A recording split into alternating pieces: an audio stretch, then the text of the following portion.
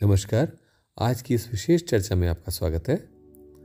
आज हम समझने का प्रयास करेंगे महाकुंभ के विषय में। आप में से बहुत से लोगों ने महाकुंभ से संबंधित पौराणिक कथा को सुना भी होगा, समझा भी होगा और साथ ही उसकी आद्यतन यानी आज तक होने वाली उपयोगिता को भी जाना होगा। लेकिन फिर भी बहुत सारे ऐसे प्रश्न हैं जिनको हमें समझना और अभी भी उनके उत्तर खोज रहे हैं हम। जैसे महाकुंभ क्या है, महाकुंभ क्यों है, ऐसा क्या हुआ था जिसकी वजह से महाकुंभ मनाया जाता है, ऐसा क्या कारण है कि आज तक इतने हजारों लाखों श्रद्धालु, करोड़ों श्रद्धालु जाकर के महाकुंभ में स्नान करते हैं। तो वास्तव में इसके पीछे कुछ ना कुछ तो रहस्यमय है। क्या ये मेरे जीवन को पूरी तरह से प्रभावित कर सकता है? क्या मैं जो चाहता हूँ मेरे जीवन में उसको उपलब्ध करने में महाकुंभ मेरी सहायता कर सकता है? ऐसे बहुत सारे प्रश्न आपके मन में उठते रहते होंगे और ऐसे प्रश्नों को समझने के लिए, उनके उत्तर जानने के लिए ये आवश्यक है कि सबसे पहले हम ये समझें कि ये क्रिया क्या है और क्यों हुई है और क्या हुआ था। क्योंकि जब हम रेफरेंस को समझ पाएंगे, बैकग्राउंड को समझ पाएंगे, उसके मूलभूत कारणों को समझ पाएंगे, तो ये समझ पाएंगे कि वास्तव में इस क्रिया के करने पे जीवन की 14 रत्नों की उपलब्धि की हुई। देवताओं को, दानवों को और इस सारी प्रकृति को, वो जो 14 रत्न उत्पन्न हुए, प्राप्त हुए, उनसे हमारा जीवन जैसा था वैसा नहीं रहा, बहुत कुछ बदल गया। तो क्या आज भी हम उसी अवस्था की ओर बढ़ जाते हैं महाकुंभ के लिए? और वास्तव में वैसा ही होता है। अगर आप गौर से देखें तो आपके अंदर का जहर, नेगेटिविटी सारी निकल जाती है। अगर आप देखें तो आपके अंदर एक प्रकार की शांति की प्राप्ति होती है, आपको एक दिशा की प्राप्ति होती है, आपके अंदर एक रस आनंद की उत्पत्ति होती है, धन धान्य की प्राप्ति होती है और सबसे ऊपर शरीर को अमृत की प्राप्ति होती है, जीवन को अमृत की प्राप्ति होती है और हम एक मोर्टल सेल्फ से, मृत्यु से अमृत्यु की ओर गति कर पाते हैं। इसलिए महाकुंभ की हमारी गहरी से गहरी चेतना में इतनी महत्ता है कि आज भी लोग खिंचे चले जाते हैं। पुराणों में वर्णित है कि बहुत समय पूर्व एक इस प्रकार की स्थिति उत्पन्न हुई जहां पर श्री का लोप हो गया और सारी प्रकृति चहुं ओर वो जो श्री थी वो लुप्त हो गई।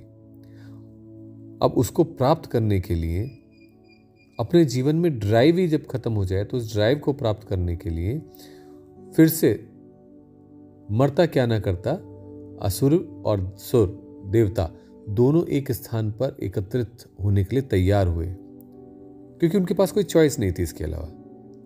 और तब उन्हें जो निर्देश दिया गया त्रिदेवों के द्वारा, उसके माध्यम से उनको स्पष्ट हुआ कि उन्हें समुद्र मंथन करना है, ताकि जिसके माध्यम से श्री की पुनः प्राप्ति हो सके और जीवन में गति हो सके। अब इसके लिए बहुत सारे व्यवधान थे, जैसे कहाँ पर उसको मथा जाएगा समुद्र को, तो ऑब्वियसली क्षीर सागर। अब कैसे करा जाएगा? क्यों? क्योंकि उसको मथने के लिए तो मथनी चाहिए थी। अब वो कौन बनेगा? तो कुछ सुमेरु पर्वत बनेंगे। वो समस्या भी हल हुई। तो कैसे उसको मथा जाएगा? तो रस्सी चाहिए थी, इतनी बड़ी रस्सी कहाँ से लाएं? तो वो भी हल हुई वासुकी के माध्यम से, वासुकी नाग के माध्यम से। वासुकी ने सुमेरु पर्वत को के चारों ओर अपने आप को लपेट लिया। अब एक तरफ से दानव आ गए, एक तरफ से देव आ गए और वो उसे खींचने लगे। लेकिन वो अब डूबने लगा सुमेरु पर्वत, क्योंकि उसके नीचे कोई ठोस धरातल नहीं था जिसके ऊपर वो टिक सके और समुद्र बहुत गहरा था। तो नारायण ने अपना दूसरा अवतार लिया, कच्छप अवतार, और उसके बाद उसको धारण किया। इसके बाद देवताओं और दानवों ने उस मंथन को प्रारंभ किया और जब वो मंथन प्रारंभ हुआ तो एक एक करके बहुत सारे रत्न उत्पन्न हुए, जिन्हें 14 रत्न भी कहा जाता है। और इन सभी से ये प्रकृति गौरवान्वित हो गई। बहुत कुछ ऐसा था जो जीवन में नहीं था, वो प्राप्त हुआ। अब सबसे पहली चीज जो इसमें नेगेटिविटी होती है हमारे अंदर, वो तो निकलनी आवश्यक है, तभी तो आपको रत्न प्राप्त हो सकते हैं। मान लीजिए आपके पास एक पात्र है, उस पात्र में कीचड़ भरी है, तो अगर ऐसा हुआ तो उसके अंदर फिर कोई रत्न कहाँ से डल पाएगा या कहाँ से उसमें से रत्न मिल पाएगा। तो इसलिए पहले सफाई करनी आवश्यक है। उस पात्र को जब वो साफ हो जाएगा तभी तो उसमें जो है जो पड़ा हुआ है वो दिखाई दे पाएगा। तो सबसे पहले वो नेगेटिविटी को यानी विष को निकाल दिया, और उसके विष के निकलने से जो उसके अंदर पड़े रत्न थे वो एक एक करके प्रदर्शित हुए, दिखे, और अंततः जो नहीं दिख रहा था, जो लुप्त था, वो भी उसमें से निकल करके बाहर आया, और वो था अमृत। अब इस अमृत की प्राप्ति के उपरांत इसको बांटना भी था, परंतु उससे पहले ही देवताओं और दानवों में युद्ध छिड़ गया कि इसको सारा अमृत को हम ही खा जाएं, हम ही प्राप्त कर लें, तो दूसरे की बारी आए नहीं आए। और इस खींचातानी में, युद्ध में, अमृत कलश से 4 स्थानों पर कुछ बूंदें गिरी, और उन 4 स्थानों को उस पर्टिकुलर समय में, काल में, जिस समय ये बूंदें गिरी थी, एक प्रकार का ऐसी व्यवस्था वहां पर उत्पन्न हुई कि उस समय पर जब भी वो लौट के उस समय आता है, उस स्थान पर आता है, तो वहां वो अमृत का अनुभव हो पाता है। अंततः भगवान नारायण को मोहिनी अवतार लेना पड़ा, जिसके माध्यम से उन्होंने दोनों के बीच, देवताओं और दानवों के बीच, अमृत को बांटने का प्रयास किया। लेकिन उसमें भी कुछ धोखाधड़ी का परिणाम ये निकला कि स्वरभानु नाम का एक असुर राहु और केतु में विभाजित हो गया। अब ये सारी कहानी सुनने में बहुत रुचिकर है, बहुत आनंद देती है, परंतु इसको अपने जीवन में आत्मसात करना ये अत्यंत आवश्यक है। अगर आप गौर से देखें तो वास्तव में महाकुंभ में जाने का अर्थ ये हुआ कि उन सभी रत्नों की उपलब्धि होने के बाद जो सर्वश्रेष्ठ था, हमारे मोर्टल सेल्फ को इमोर्टल सेल्फ बना रहा था, यानी कि मृत्योन्मुखी जीवन को अमृत में बना रहा था, उसकी उपलब्धि होना एक प्रकार से जीवन की पराकाष्ठा को प्राप्त करने जैसा था। इसलिए महाकुंभ की इतनी महिमा है, और महाकुंभ में सभी स्नान करना चाहते हैं। अब इसको जीवन से भी थोड़ा जोड़कर देखिए। जहर, मृत्यु, नेगेटिविटी का एक प्रकार से निकल जाना जीवन से।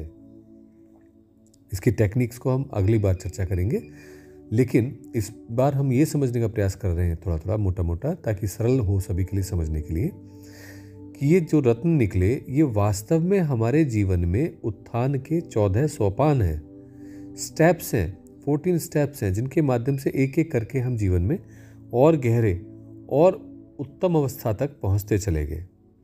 और इस प्रकार से उस संपूर्ण चक्र को पूर्ण करने के बाद हम वापस जहां थे वहीं पर हैं, लेकिन अब हम उपलब्ध हैं।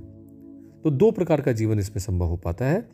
एक जो हम जी रहे हैं, जिसमें राहु केतु है, जिसमें अहंकार भरा हुआ हो मस्तिष्क में, जिसमें ताकत का, बल का अभिमान भरा हुआ हो शरीर में। एक ऐसा भी अवस्था है जो हम आज की जीवन डेट में जिस जीवन को हम जी रहे हैं। और एक ऐसी अवस्था है जिसमें महाकुंभ को उपलब्ध होने के बाद, यानी अमृत को उपलब्ध होने के बाद, हम अपने जीवन को एक प्रकार से निस्सार से सार को अपने उपलब्ध हो सके और पूर्णता के साथ इस जीवन को जी सके। अतः महाकुंभ एक प्रकार की हमारी यात्रा है, उसकी परिणति है, और इसलिए महाकुंभ की इतनी अधिक महत्ता भी है।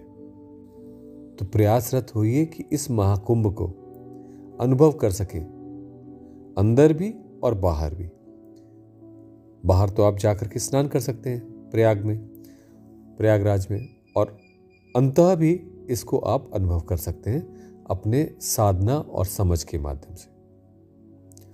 तो आगे और चर्चा करेंगे महाकुंभ के और गहरे पक्षों की ओर, कि किस प्रकार से इसकी डिफरेंट टेक्निक्स को यूज़ करके हम अपने जीवन में उपलब्ध हो सकते हैं। किस प्रकार से इसमें जो वर्णित कई प्रयोग हैं वो हमारे जीवन को किस प्रकार से उस उपलब्धि, उस जीवंतता की ओर लेके जा सकते हैं, जहां हम अपने सोर्स से, अपने मूल से जुड़ सकें और जीवन में जो कुछ भी संभव है उस सभी कुछ को हम उपलब्ध हो सकें। ऐसे ही संपूर्ण जीवन की कल्पना इस महाकुंभ की कृपा से संभव है उसको अनुभव कर पाना। तो आज के लिए इतना ही। अगली बार चर्चा करेंगे इसके इन टेक्निक्स के विषय में भी। नमस्कार।